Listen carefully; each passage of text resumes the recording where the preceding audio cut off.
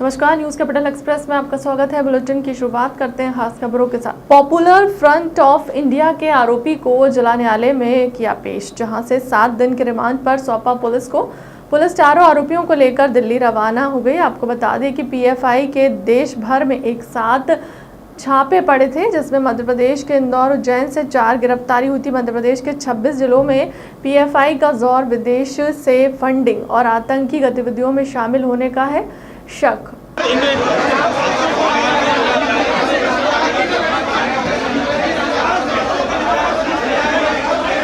नमस्कार, आदाब। आप देख सकते हैं न्यायालय परिसर में पीएफआई से जो ठिकानों पे कल छापे मारे गए थे, उसमें से 106 लोग गिरफ्तार हुए। देश भर के 14 राज्यों में ये छापेमारी कार्रवाई हुई थी।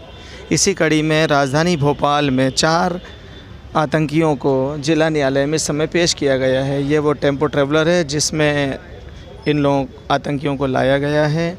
पूरी तरीके से कॉन्फिडेंशियल कवर्ड है ये गाड़ी, और क्या असंवैधानिक गतिविधियां ये लोग करते थे, इनके लिए पुलिस रिमांड की मांग की जा रही है। माननीय न्यायालय के समक्ष इस समय वो मौजूद हैं। कार्रवाई बहुत तेज़ी से चल रही है स्पेशल कोर्ट में, और यहाँ राजधानी भोपाल के अंदर एक गहमा गहमी का माहौल नज़र आ रहा है। एनआईए ने जो कल छापेमारी की थी, उससे 106 लोग गिरफ्तार देश भर में अलग अलग जगह पर हुए थे। राजधानी भोपाल के चारों जो लोग हैं जो इंदौर में गिरफ्तार हुए थे, उन्हें 1250 लाया गया। यहाँ से मेडिकल के बाद जिला न्यायालय में इस समय उनकी पेशी चल रही है।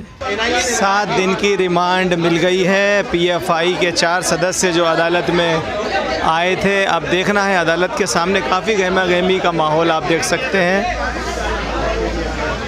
छिंदवाड़ा कहने को तो शिवराज मामा बड़े बड़े वादे मंच से करते हैं, लेकिन उन वादों की हकीकत अब सामने आई जब एक लाडली मामा के मंच से सामने रोते हुए नजर आई। भांजी का कहना था कि मैं 5 साल से दर दर की ठोकरें खा रही हूँ, ना अधिकार मेरी सुनता है, ना नेता और ना ही सरपंच सचिव। मामा की भांजी को चाहिए एजुकेशन लोन। मामा की भांजी के पास ना तो रहने के लिए छत है, ना तो पढ़ाई के लिए पैसे हैं, इसलिए वहाँ मुल्ताई से मामा के कार्यक्रम में छिंदवाड़ा पहुंची थी, लेकिन पुलिस वालों ने मामा के तक पहुंचने ही नहीं दिया। फिर तो क्या था, भांजी ने रो रो कर बुरा हाल हो गया।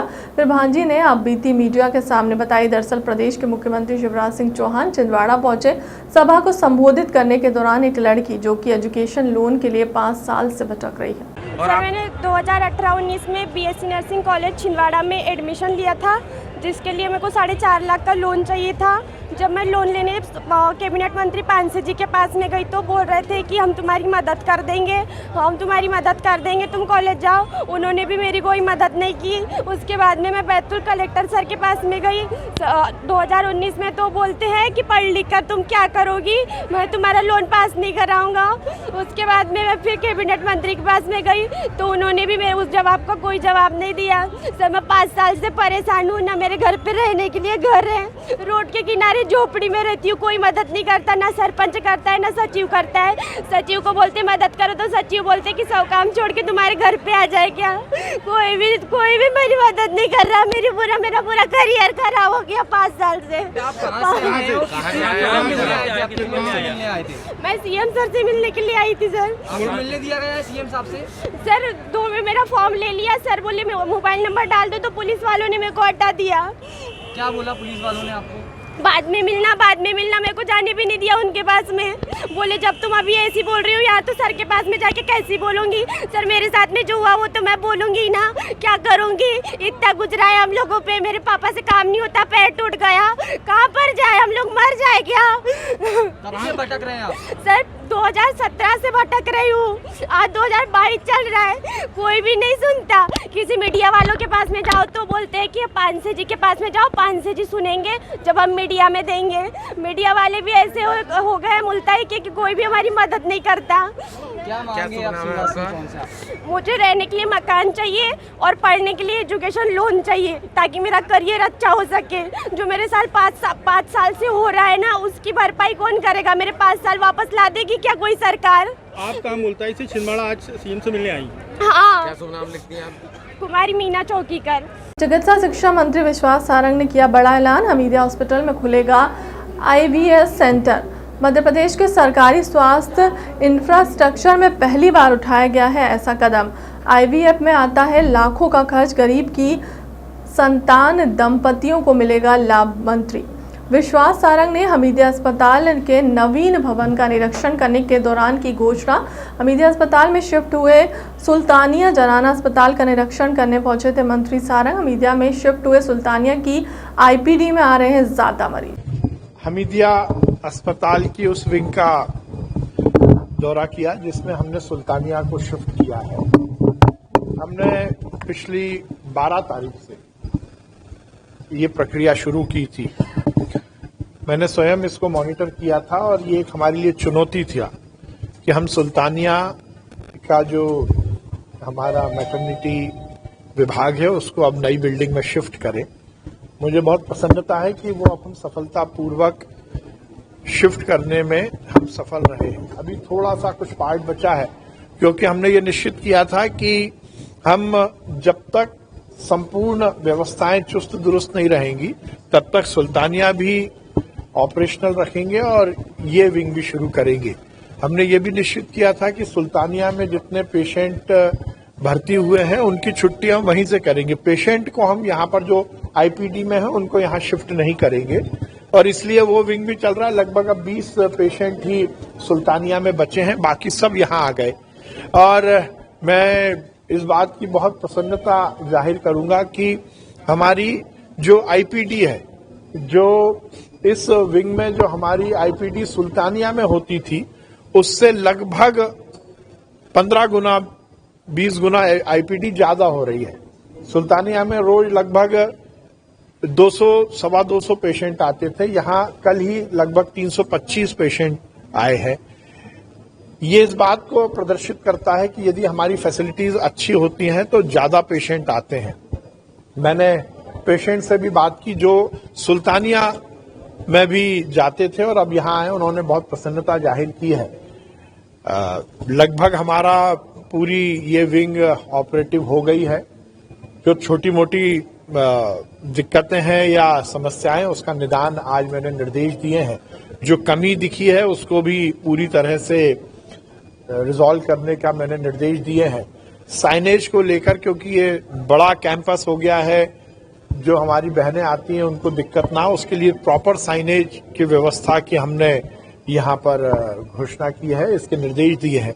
और आज एक मैं नई सौगात दे रहा हूँ जो कि मध्य प्रदेश के हमारे सरकारी इंफ्रास्ट्रक्चर में पहली बार हम शुरू कर रहे हैं। अब हम हमारे यहाँ के इस विंग में आईवीएफ भी, जो निसंतानता की समस्या से जो बहनें जूझ रही हैं उनके इलाज के लिए अब हम आईवीएफ लैब भी हमीदिया अस्पताल में शुरू करेंगे। ये सरकारी स्तर पर पहला सेटअप होगा और उसके लिए हमने पूरी निर्देश दे दिए हैं। हम जल्द से जल्द इसकी शुरुआत यहाँ करेंगे। हमें लगता है 3 से 4 महीने लगेगा। उसके बजट का हमने प्रावधान कर दिया है। आज मैंने उसकी जगह भी आइडेंटिफाई की है। लगभग 2000 फीट की जगह लगेगी जिसमें कि आईवीएफ का पूरा एक लैब लगता है। जो हमारे यहाँ के डॉक्टर्स हैं उनकी इस विधा के लिए ट्रेनिंग प्रोग्राम हम पूरी तरह से डिजाइन कर रहे हैं और जहां से भी उत्कृष्ट ट्रेनिंग होगी वो हम करेंगे। डॉक्टर्स की, नर्सेस की और पैरामेडिकल जो हमारा लोग हैं उनकी हम ट्रेनिंग करेंगे। ये हमारे उस सेक्टर। जबलपुर में आयोजित all India hair and beauty association के द्वारा आयोजित की गई प्रतियोगिता में नौगांव की मोहिनी जोशी ने भाग लिया। जैसे मोहिनी जोशी के अलग अलग 2 प्रतिस्पर्धा में भाग लिया। एक वेस्टर्न ब्राइडल लुक, वेस्टर्न दुल्हन, दूसरा इंडियन ब्राइडल लुक, जिसमें कुल 84 प्रतिभागी और उन प्रतिभागियों में वेस्टर्न ब्राइडल लुक में मोहिनी जोशी ने अपनी मॉडल हर्षिका तिवारी को तैयार किया जिसमें उनको प्रथम स्थान प्राप्त हुआ। वहां पर आई मुख्य अतिथि के रूप में फिल्म सुपरस्टार अमीषा पटेल ने मोहिनी जोशी को मध्य प्रदेश में प्रथम स्थान आने पर अवार्ड देकर सम्मान दिया। मोहिनी जोशी ने छतरपुर जिले के साथ साथ अपने नगर नौगांव का नाम गर्व से ऊंचा किया। मोहिनी जोशी जब जबलपुर से नौगांव लौटी तो लोगों ने उनका जगह जगह स्वागत किया। मेरा नाम मोहिनी जोशी है। मैं नौगांव से हूँ। मैं एक मिडिल क्लास फैमिली से हूँ। आज जो कामयाबी आपको मिली है इसके लिए आप क्या कहना चाहोगे? इसलिए मैं अपनी फैमिली को पहले थैंक यू बोलना चाहूँगी। उन्होंने मुझे हमेशा सपोर्ट किया है। भैया हर दिल्ली तक लेकर गए मुझे, नेशनल अवार्ड तक मेरे आयवा से जीता है। और आयवा ने मुझे बहुत नाम दिया, बहुत मतलब आयवा ने बहुत आगे तक मुझे पहुंचाया। यहाँ तक कि मैंने 2018, 19 और 20 में ओलंपिक गोल्ड मेडलिस्ट भी रही मैं मेहंदी में। फिर मेरा एक ड्रीम था कि मुझे अब मेकअप में करना है, क्योंकि वहाँ बहुत ज़्यादा बाहर से दूर से लोग आते हैं। मतलब 99 ब्राइड रहती है, 80 ब्राइड रहती है, तो बहुत अच्छी लेवल पे होता है। और आयवा यहाँ तक कि लंदन तक लोगों को लेकर गया है, जो नेशनल अवार्ड जीतता है। तो मेरा बस मैंने ओलंपिक जीत चुकी हूँ। अब मेरा बस ड्रीम ये है कि मैं नेशनल अवार्ड मेकअप में जीतूँ और मैं संगीता मैम के साथ लंदन की ट्रिप भी करूँ। अभी कहाँ पर गई थी आप, कहाँ पर अवार्ड मिला है मैं आपको? जबलपुर। जबलपुर में आप जब गई हो तो कैसा लगा आपको, किसको अपने जीत की श्रेय देना चाहोगी? मैं अपनी जीत की श्रेय अंकल जी को भी देना चाहूँगी और हर्षिका को। अंकल जी मुझे लेकर गए, मेरे भैया थोड़ा बिजी थे, इस बार नहीं लेकर गए, तो अंकल जी बोले मैं खुद जाऊँगा। सोचो मतलब अंकल जी ने इनको पेरेंट्स जाने नहीं देते, बोले मेरी बेटी भी जाएगी और बेटी तुम लोग दोनों अकेले हो और मैं भी आप लोगों के साथ चलता हूँ। तो वो हम लोग को बाई कार लेकर गए, अपनी गाड़ी से लेकर गए और बिल्कुल महसूस नहीं होने दिया कि मतलब ऐसे गए होंगे। इस खुशी के लिए अपने नगर की बहनों के लिए आगे आप क्या कहना चाहोगे? यहाँ की जो हमारी बहनें बहुत अच्छी है, बहुत मुझे प्यार देती हैं और जब भी मैं बोलूँ तो बिल्कुल एकदम ऐसे खड़े रहते कि मतलब एक आवाज़ लगाई सब आ जाते मेरे लिए। अगर कोई भी हेल्प होती, मनीषा भी मतलब दिन रात खड़ी रहती, हर्षिका भी, बहुत सारे मेरे फ्रेंड्स हैं जो हेल्प करते हैं। मतलब एक बार मैं बोल दूँ कि ये आज जो अवार्ड जीता है, कौन सी रैंक का अवार्ड जीता है? मेरा फर्स्ट रैंक अवार्ड आया है और मैं ओलंपिक में विनर रही हूँ। राजपूत करणी सेना मूल के प्रदेश अध्यक्ष प्रताप सिंह चौहान और सैनिक प्रकोष्ठ के प्रदेश अध्यक्ष retired major general Tejpal Singh Rawat के नेतृत्व में प्रदेश स्तरीय बैठक का होगा आयोजन। करणी सेना रिटायर्ड सैनिक और प्रशासनिक अधिकारियों की समितियों का करेगी गठन, समाज में व्याप्त बुराइयों से लड़ने का करेगा काम, रणनीति बनाने के लिए होगी बैठक। 25 दिसंबर को भोपाल में होगा राष्ट्रव्यापी जन आंदोलन, आर्थिक आधार पर आरक्षण, एट्रोसिटी एक्ट समाप्त करना सहित अन्य मुद्दों को लेकर सड़कों पर उतरेगी करणी सेना। मैं डॉक्टर नटवर सिंह परमार, जिला अध्यक्ष श्री राजपूत करणी सेना मूल वंशज राजगढ़ रियासत। हम श्री राजपूत करणी सेना मूल श्री हमारे प्रदेश अध्यक्ष श्री शिव प्रताप सिंह चौहान व हमारे सैनिक प्रकोष्ठ के प्रदेश अध्यक्ष major general retired Shri Tejpal Singh Rawat के नेतृत्व में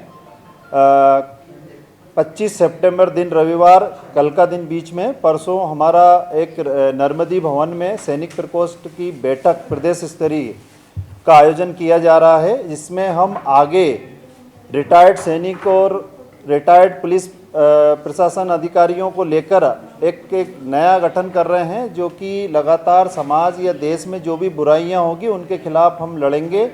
उसका विधिवत कैसे आगे हम बढ़ाया जाए उसको, और इस बैठक में इस बात पर चर्चा की जाएगी कि इसको कैसे आगे विस्तार किया जाए। जी, इसमें समाज के लोग हैं और इसमें संगठन सारे हमने आमंत्रित किए हैं। राजपूत समाज के जो भी संगठन हैं उनको सभी को आमंत्रित किया है, परंतु ये शुद्ध रूप से श्री राजपूत करणी सेना मूल का कार्यक्रम है।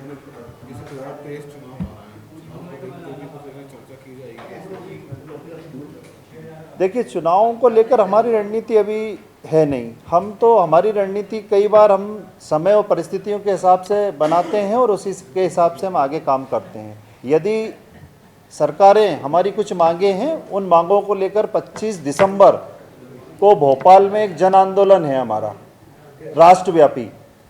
उस आधार पे हम सरकारों से मांग करेंगे कि आरक्षण आर्थिक आधार पर हो, एट्रोसिटी एक्ट समाप्त हो, ऐसे कई मुद्दे और भी होंगे हमारे। यदि इन मांगों को सरकारों ने नहीं माना तो हम उनका विरोध करेंगे। विधायक रामेश शर्मा ने बताया कि प्रधानमंत्री नरेंद्र मोदी की मंशा अनुरूप देश के हर घर को नल से जल देने की स्कीम के अंतर्गत हुजूर विधानसभा के 76 गांवों में हर घर को नल से जल देने के लिए 51 करोड़ रुपए खर्च किए जाएंगे। केरवा डैम से पाइप लाइनों के माध्यम से इन 76 गाँवों के पानी पहुँचाया जाएगा, जिसके लिए 4.86 MCM पानी का आरक्षण किया जाएगा। भारत सरकार के जल जीवन मिशन और मध्य प्रदेश सरकार के अंशधन से यह पैसा खर्च किया जाएगा। श्री शर्मा ने बताया कि ताल तलैयों का शहर कहलाने वाला भोपाल का ग्रामीण क्षेत्र ग्रामों के दिनों में टैंकरों पर आधारित हो जाता है। ऐसा ही नहीं, इन क्षेत्रों में पेयजल से लेकर कोई काम नहीं हुआ, परंतु वाटर लेवल नीचे चले जाने से इन गांवों की पेयजल योजना बंद हो जाती है। उक्त गांवों के नागरिक विगत 4 दशक से पेयजल समस्या से जूझ रहे हैं। नरेंद्र मोदी जी, माननीय मुख्यमंत्री शिवराज सिंह चौहान जी की एक अभिनव पहल और भारत सरकार ने हर घर को जल देने की जो स्कीम बनाई थी, उसी के तारतम्य में हुजूर विधानसभा के 76 गांवों में 91 करोड़ रुपए की लागत से एक बड़ी पेयजल योजना केरवा डैम से हम सुचारू रूप से संचालित कर रहे हैं। जो हमारा कोलार रोड के गांव हैं और रातीवड़ रोड के गांव हैं, इंदौर रोड के गांव हैं और राजगढ़ रोड के जो हमारे गांव हैं, इन गांवों को मिलाकर 76 गांव हमारे बनते हैं। इनमें ये स्कीम लागू की जाएगी। जो पानी वर्तमान में भोपाल की 4 इमली को मिल रहा है, वो ही पानी इन ग्रामवासियों को मिलेगा।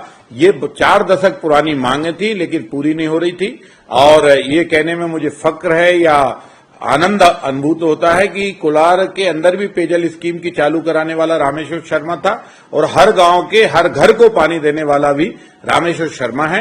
मध्य प्रदेश की सरकार ने और माननीय प्रधानमंत्री जी ने हमें इस पहल को भरपूर सहयोग दिया है। उनके उस स्नेह और आशीर्वाद से इसको हम 24 महीने के अंदर पूरा कर देंगे। 24 महीने में ये योजना हर घर को पानी देने लगेगी। गरीब परिवार से लगाई मुख्यमंत्री शिवराज सिंह चौहान से गुहार। कमिश्नर ने मांगे हैं बंद लिफ्ट के 3,50,000 रुपए। कहा ये मुख्यमंत्री मदद करें। आत्महत्या करने को मजबूर परिवार कोप्ता मल्टी निवासी संतोष लोधी को नगर निगम द्वारा 3.30 लाख का नोटिस देकर मकान पर ताला लगा दिया। गरीब परिवार दर दर भटक रहा है। मंत्री से लेकर विधायक तक शिकायत करने के बावजूद भी कोई कार्रवाई नहीं हुई। पीड़ित संतोष लोधी और उसके परिवार का कहना है कि छोटे बच्चे हमारे, अगर हमें इंसाफ नहीं मिला तो हम आत्महत्या जैसे कदम उठाएंगे। इसके लिए जिम्मेदार नगर कमिश्नर होंगे, उनके ऊपर आरोप लगाया गया। सर नाम बताइए।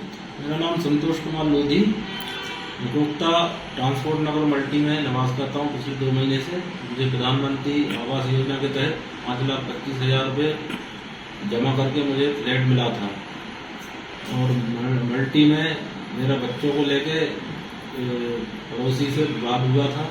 विवाद में उस पड़ोसी ने मेरे खिलाफ आवेदन देके 10-15 मल्टी के लोगों को इकट्ठा करके मेरे खिलाफ षड्यंत्र करके एक झूठा आवेदन देके कि इस आदमी ने मल्टी की लिफ्ट में तोड़फोड़ की है और मेरे खिलाफ नगर निगम में आवेदन पर सुनवाई एक पक्षी सुनवाई करते हुए मेरे खिलाफ मुझसे कोई पूछा था नहीं गया और मेरे ऊपर 3.5 लाख रुपए का जुर्माना लगा दिया गया। और मैं गरीब आदमी हूँ, मेरे पास इतना पैसा नहीं है कि मैं इतना भर सकूँ। और इस मामले को लेकर मैं मंत्री जी विश्वास शर्मा जी के पास गया, उन्होंने भी मेरा सपोर्ट करा। उन्होंने कमिश्नर को फोन लगाया, कमिश्नर उनकी भी सुनने को तैयार नहीं है। माननीय महापौर मालती राय जी के पास भी गया, उनके द्वारा ही फोन करवाया गया, उनने भी उनके द्वारा उनकी भी नहीं सुनी गई कमिश्नर द्वारा। और माननीय नगरीय प्रशासन मंत्री भूपेंद्र सिंह जी के पास भी गया, उनसे पर्सनल मिला भी, आवेदन भी दिया। उनके पीए द्वारा फोन लगाया गया, उस पर भी कोई सुनवाई नहीं हुई। पार्षद जो हमारे वार्ड के पार्षद जी हैं राजेश चौधरी जी, उनके पास भी गया, उनकी भी नहीं सुनी गई। और मुझे एक साजिश के तहत फंसाया गया, जबकि मल्टी की जो लिफ्ट है वो आज तक नगर निगम द्वारा चालू की नहीं गई, ना ओपन हुई, तो वो टूट फूट का सवाल ही पैदा नहीं होता उसमें। और मैं माननीय मुख्यमंत्री जी से यही चाहता हूँ कि मुझ गरीब को न्याय दिलाए। मेरा ताला और पिछले 5 दिन से मैं दर भटक रहा हूँ बच्चों को लेकर। मेरे फ्लैट में ताला डाल दिया गया, आधा सामान मेरा फ्लैट के अंदर है, आधा बाहर पटक दिया है। सर ताला किसने लाया है? ताला नगर निगम के अधिकारी कमिश्नर के आदेश पे नगर निगम कर्मचारियों द्वारा लगाया गया है। क्या आपको फ्लैट से बाहर निकाल दिया गया है? मुझे फ्लैट से बाहर निकाल दिया गया है। तो वर्तमान में आप कहाँ रहते हैं? वर्तमान में फुटपाथ पर निवास कर रहा हूँ। सर, अगर शासन प्रशासन द्वारा कार्रवाई नहीं की गई तो आगे आप क्या कदम उठाएंगे? शासन द्वारा कार्रवाई नहीं की गई तो मैं कोर्ट जाऊंगा या और गलत कदम भी उठा सकता हूँ। सर, क्या गलत कदम? हमारे पास सुसाइड करने के अलावा और कोई विकल्प नहीं है, क्योंकि हम दर भटक रहे हैं। कमिश्नर सर के पास गए थे, वो हमसे डायरेक्ट कह रहे हैं कि आप एक स्टाम्प पे नोटिस बना के उस पे आप 3.5 लाख का अमाउंट लिख दीजिए कि आप 7 दिन के अंदर वो अमाउंट हमें दे देंगी, तो हम आज ही आपके घर की चाबी आपको देने के लिए तैयार है। हमने बोले कमिश्नर साहब, हमारे पास इतना पैसा नहीं, हम गरीब इंसान है, हम कहाँ से लेके आएंगे? बोले हम नहीं जानते ये सब बातों को लेके। तो हमने कमिश्नर साहब से बोल दिया कि आप हमारी सुनवाई नहीं कर रहे, आपने तो घर से बेघर कर दिया है, हमारे पास सुसाइड करने के अलावा और कोई रास्ता नहीं है। यदि हम सुसाइड हमारा परिवार कर लेता है तो इसकी जिम्मेदारी नगर निगम कमिश्नर साहब रहेंगे। हम सरकार से यही निवेदन करते हैं कि हमारी समस्या का समाधान करें और हमें न्याय दिलाए। कमिश्नर द्वारा यही बोला गया है कि आप कुछ भी करो, मुझे कोई फर्क नहीं पड़ता, आप सुसाइड करो चाहे कुछ करो, मुझे कोई फर्क नहीं पड़ता। सर, पूरे मामले में आप इनकी मदद कर रहे हैं, क्या है मामला? कमिश्नर जी का क्या कहना है? कमिश्नर साहब का नगर निगम कमिश्नर भोपाल से हमारी इस विषय में चर्चा हुई थी। उन्होंने सीधा बोला था कि आप 3.5 लाख रुपए पहले उनसे अमाउंट जमा कराइए, तभी इनके फ्लैट का ताला ओपन किया जाएगा और इन्हें हैंडओवर कर दिया जाएगा। इनके साथ जो अन्याय हो रहा है, जैसा कि इन्होंने बताया है अपने कथन में, हर जगह जाने के बाद, हर दरवाजा खटखटाने के बाद, प्रशासन, शासन और यहाँ तक कि सारे मंत्री मिनिस्टरों के द्वारा बोले जाने के बाद भी कमिश्नर अपनी जगह अडिग है। उसका कहना यह है कि पैसे दोगे तो मैं चाबी दूंगा अथवा नहीं दूंगा। अब ऐसे में गरीब परिवार कहाँ जाए? कमिश्नर साहब की गुंडागिर्दी जो चल रही है, किसी की बात को सुनने के लिए तैयार ही नहीं है। इसलिए आज ये परिवार माननीय मुख्यमंत्री जी से आग्रह कर रहा है, माननीय मामा जी से, कि इसको संज्ञान में लेते हुए इन गरीबों की मदद की जाए और इन्हें इनका फ्लैट वापस दिलाया जाए। कहीं ऐसा ना हो कि कोई अनहोनी हो, परिवार बहुत दुखी है और ऐसी बारिश में अपने बच्चों को लेकर भटक रहे हैं। ईश्वर न करे इनकी बुद्धि में कुछ ऐसा आए और इनके पास कोई रास्ता नहीं हो, और अगर कुछ गलत कदम उठाते हैं तो नगर निगम कमिश्नर इसके जिम्मेदार होंगे। इसलिए ये सारी चीजें हों, उसके पहले माननीय मुख्यमंत्री जी को इसको संज्ञान में लेते हुए और इनकी समस्या का समाधान करना चाहिए। मैं उनसे यही आग्रह करूंगा। सर, नाम बता दीजिए। दिलीप सिंह बुंदेला। जबलपुर के धमापुर में एक महिला द्वारा एक दुकान का ताला तोड़कर उस पर कब्जा करने का मामला सामने आया। पुलिस के सामने महिला ने दुकान का ताला तोड़ा और दुकान पर कब्जा करने की कोशिश करने लगी। किरण गुप्ता नामक महिला का कहना है कि यह दुकान उसके ससुर हरगोविंद दास गुप्ता की है और इस पर क्षेत्र की लक्ष्मी नारायण सोनकर, रत्नेश सोनकर और धनराज सोनकर द्वारा जबरदस्ती कब्जा किया जा रहा है। महिला से यह उक्त तीनों लोगों पर उसके साथ मारपीट का आरोप लगाया। इधर रत्नेश सोनकर का कहना है कि यह दुकान उसकी और महिला उस दुकान पर अवैध रूप से कब्जा कर रही है। महिला द्वारा 15 दिन पहले ही मकान मालिक को दुकान खाली कर कब्जा देकर चली गई। आज से महिला पर आयकर आरोप प्रत्यारोप लगा रही है। इधर पुलिस का कहना है कि एक दुकान पर अवैध कब्जे को लेकर काजल गुप्ता और रत्नेश सोनकर में विदाई है। मेरी लक्ष्मी नारायण सोनकर, रत्नेश सोनकर, धनराज सोनकर मेरी दुकान पर कब्जा कर रहे हैं अवैध, और मेरे साथ बदतमीजी किया, मेरी साड़ी खींची इन्होंने और छत पर ले आकर मेरे साथ गलत तरीका कर रहे थे। मुझे मेरी दुकान चाहिए, मेरे दुकान पर कब्जा कर रहे हैं ये लोग। आपका नाम? मेरे को मेरी दुकान चाहिए, मेरी दुकान ये हरगोविंद गुप्ता जी की है, मेरे ससुर जी की। आपका नाम है क्या? आज क्या हो रहा, हमारा महिला काजल गुप्ता द्वारा हमारे ताले को तोड़ के अचानक कब्जा करने की कोशिश कर रही है और उसको समझाने पर मान भी नहीं रही है। और यहाँ पुलिस मौके के सामने, पूरी पुलिस स्टाफ के सामने वो ताला तोड़ने की कोशिश कर रही है, जबकि उसका कुछ नहीं, हमारा ताला तोड़ रही है। और इसके पहले उसका वहाँ से सब कब्जा खत्म हो चुका था, वो जबरदस्ती अवैध कब्जा करने की कोशिश कर रही है। आपका नाम? जी, आपका नाम? मैं सोनकर, मेरे को पप्पू सोनकर जी। ये दो पक्षों में अवैध कब्जे को लेकर विवाद है, जिसमें ये महिला कह रही है मेरी दुकान है, काजल गुप्ता, रत्नेश सोनकर जी हैं वकील, वो बोल रहे हैं हमारा है। इसी बात को लेकर विवाद है। फिलहाल के लिए अब तक की खबरों में इतना ही। देश दुनिया की तमाम बड़ी खबरों के लिए बने रहे हमारे चैनल के साथ। नमस्कार।